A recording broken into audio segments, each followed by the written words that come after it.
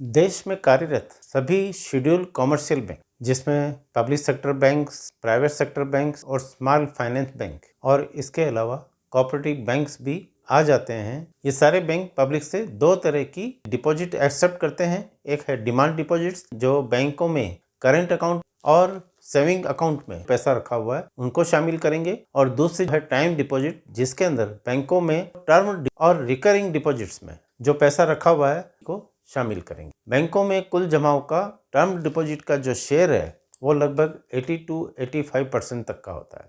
15 से 20% जो है बैंकों की जमाओं की राशि जो है वो उनको करंट अकाउंट और सेविंग अकाउंट से प्राप्त हो। तो ये जाहिर है कि टर्म डिपॉजिट में इन्वेस्ट करना सबसे पॉपुलर इन्वेस्टमेंट का ऑप्शन है। तो आज मैं इस वीडियो में आपसे ये शेयर करूंगा कि बैंकों में टर्म डिपॉजिट में इन्वेस्ट करते समय आपको किन बातों का ध्यान रखना चाहिए और बैंक में टर्म डिपॉजिट रखने के क्या फ़ायदे हैं और क्या नुकसान हैं। नमस्कार, मैं निर्मल चौधरी आप सभी लोगों का अपने YouTube चैनल पर हार्दिक स्वागत करता हूं। अपने इस YouTube चैनल के जरिए आपकी सेविंग्स और स्पेयर मनी को कौन सी स्कीम में निवेश किया जाए, आपको ये जानकारी उपलब्ध कराता हूँ। तो आज का अपना टॉपिक है बैंकों के अंदर टर्म डिपॉजिट के अंदर इन्वेस्ट करना। तो हम बात करते हैं कि बैंकों में जो टर्म डिपॉजिट में जो आप लोग इन्वेस्ट करते हैं, तो दो ऐसे क्या कारण है जिसकी वजह से बैंकों में टर्म डिपॉजिट में इन्वेस्ट करना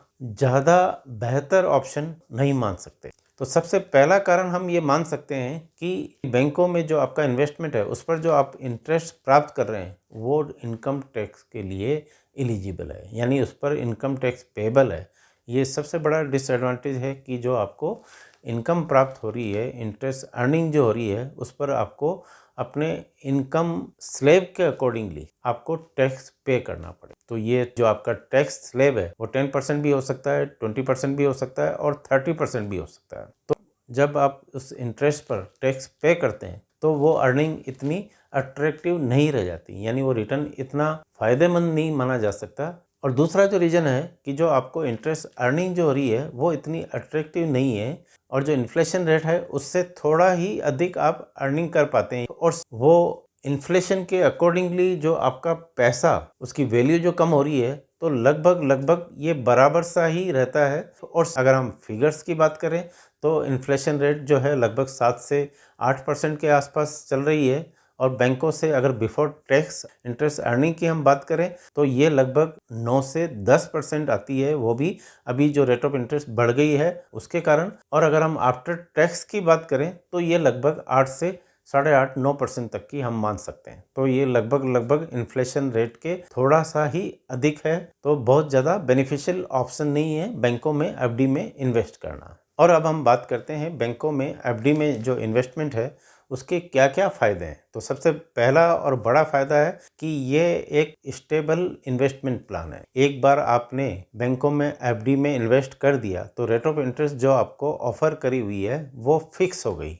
उसका देश की और विश्व की इकोनॉमिक कंडीशन से या मार्केट में जो अप एंड डाउन आ रहे हैं उसका इस इंटरेस्ट रेट पे कोई प्रभाव नहीं पड़ेगा। दूसरा जो बेनिफिट है वो है कि एक सेफ और सिक्योर इन्वेस्टमेंट है, यानी बैंकों में जो आप पैसा जमा कराते हैं तो आपको अपनी मूल राशि और उस पर जो इंटरेस्ट अर्न कर रहे हैं उसके प्राप्त होने में किसी भी तरह का डाउट नहीं है। इसके अलावा डीआईसी जैसी एक सरकारी उपक्रम है जो आपकी बैंक में जमा राशि पर 5 लाख रुपए तक का इंश्योरेंस कवर प्रोवाइड करता है। तीसरा जो बेनिफिट है कि टर्म डिपॉजिट में होने के बावजूद भी, यानी आपने एक फिक्स टर्म के लिए बैंक में पैसा जमा कराया उसके बावजूद भी ये अन्य इन्वेस्टमेंट स्कीम से ज़्यादा लिक्विड फॉर्म में हम इसको मान सकते हैं। आपको जब भी ज़रूरत है आप अपने टर्म डिपॉजिट पर लोन ले सकते हैं, या आप टर्म डिपॉजिट का प्रीमेच्योर पेमेंट भी ले सकते हैं, और उसके लिए बैंक एक स्मॉल पेनल्टी लेता है। तो बहुत ज़्यादा आपको नुकसान नहीं होता है और आपका पैसा आप जब भी आप चाहें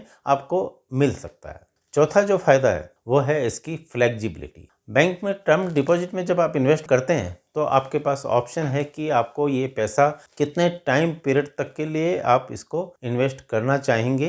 एक और ऑप्शन आपके पास अवेलेबल है कि आपको इंटरेस्ट अर्निंग जो हो रही है वो आप चाहें तो प्राप्त कर सकते हैं, और आप चाहें तो उसको वापस से री इन्वेस्ट कर सकते हैं। अगर जब वापस री इन्वेस्ट करेंगे तो आपको बैंक इंटरेस्ट पर इंटरेस्ट देगा। अगर आपको अपना ब्याज मंथली या क्वार्टरली या हाफ ईयरली या एनुअली जैसा आप चाहें आप उसको प्राप्त कर सकते हैं। बैंक आपके खाते में आपका इंटरेस्ट जो आपके इंस्ट्रक्शन है उसके अकॉर्डिंगली जमा कर देगा। इसके अलावा एक और जो फायदा है मैच्योरिटी डेट पे, यानी जो तय समय आपने किया है कि इतने समय बाद में आप उसका पेमेंट लेंगे, तो तय समय के बाद में ये आपको बैंक में जाए बिना आपकी जो टर्म डिपॉजिट है वो ऑटो रिन्यू हो जाती है। अदर इन्वेस्टमेंट ऑप्शन में ये फैसिलिटी नहीं है। अगर आप ड्यू डेट पर नहीं गए और आपका पैसा 3-4 महीने या 1 साल तक पड़ा रहा तो आपको उस पर किसी भी तरह का ब्याज पेमेंट नहीं मिलेगा, तो आपको एक तरह से लॉस हो जाएगा। एक और बेनिफिट है कि सीनियर सिटीजन को बैंकों के द्वारा टर्म डिपॉजिट में इन्वेस्टमेंट के लिए एडिशनल रेट ऑफ इंटरेस्ट का बेनिफिट दिया जाता है। यह रेट ऑफ इंटरेस्ट 0.25% से 1% तक हो सकती है। ये आरबीआई ने बैंकों को अथराइज किया हुआ है। अपने आप डिसीजन ले सकते हैं कि वो अपने सीनियर सिटीजन कस्टमर्स को, जो नॉर्मल पब्लिक है, उससे कितनी रेट ऑफ इंटरेस्ट एडिशनल पे करते हैं। बैंकों में टर्म डिपॉजिट में इन्वेस्ट करने का एक और सबसे बड़ा फायदा है आपकी सेविंग की हैबिट को प्रमोट करता है, यानी आपको पैसे की वैल्यू पता लगती है। आप अपनी सेविंग्स हैबिट से फ्यूचर के अंदर एक बड़ा अमाउंट आप प्राप्त कर सकते हैं, जिससे आपको भविष्य में किसी काम के लिए जरूरत पड़े तो उसके लिए आपको एक बड़ी रकम मिल सकती है। और अब हम बात करते हैं कि बैंकों में टर्म डिपॉजिट में इन्वेस्ट करते समय आपको किन बातों का ध्यान रखना चाहिए। तो सबसे इम्पोर्टेंट है कि आप अपना टर्म डिपॉजिट कौन से बैंक में कर रहे हैं, कि आप इस तरह का बैंक सेलेक्ट नहीं करें जहां पर अपनी हार्ड अर्न मनी को इन्वेस्ट किया है और उसके वापस से मिलने में किसी तरह का डाउट हो। कई